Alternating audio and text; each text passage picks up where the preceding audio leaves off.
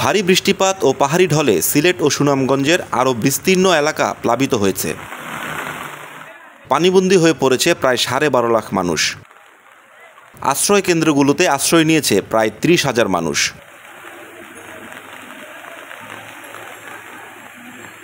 এখন ওয়ালটন ফ্রিজ কিনে অনেকের মতো আপনিও হয়ে যেতে পারেন মিলেনিয়ার। সেরা পণ্যের সেরা অফার, ওয়ালটন মিলেনিয়ার।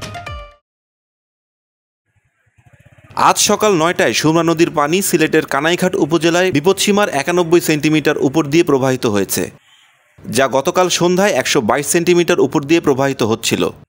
বাসার তো আমরা অবস্থা খারাপ, বাসা থেকে বাড়িতে যায় না, বাসার পানি বাসার বাইরে কোমর পানি পর্যন্ত। মোল্লাপাড়া, কাশিটিলা, গাইপাড়া ইত্যাদি সমানে পানির নিচে গেছে।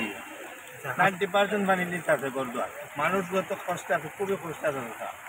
দোয়া করুন আল্লাহ, পেন্টেসমান শিক্ষার দোয়া চাই আমরা যে আমরা আল্লাহ যাতে এই বিপদ থেকে বৈদ্যুৎ থেকে উদ্ধার করতে।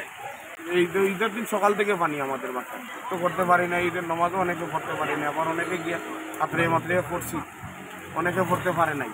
এই যে দোল্লার পার, জামতলা, তালতলা, এই যে 3 জায়গায় আমাদের করে করে পানি। আমরা দিন মজুরি মানুষ, সরকারের পক্ষ থেকে কোনো খবরও আমাদের এই খবর নিল না। এদিকে সিলেটে আজ সকাল 9টা থেকে পরবর্তী 72 ঘন্টার জন্য ভারী বৃষ্টিপাতের সতর্কতা জারি করেছে আবহাওয়া অধিদপ্তর। সিলেটের জেলা প্রশাসক শেখ রাসেল হাসান জানান, ইতোমধ্যেই জেলার 70 থেকে 75 ভাগ প্লাবিত হয়েছে। যেহেতু ভারী বর্ষণের পূর্বাভাস রয়েছে এবং এর ফলে বন্যা পরিস্থিতির আরও অবনতি হতে পারে, তাই আমরা সার্বিক প্রস্তুতি গ্রহণ করে রেখেছি।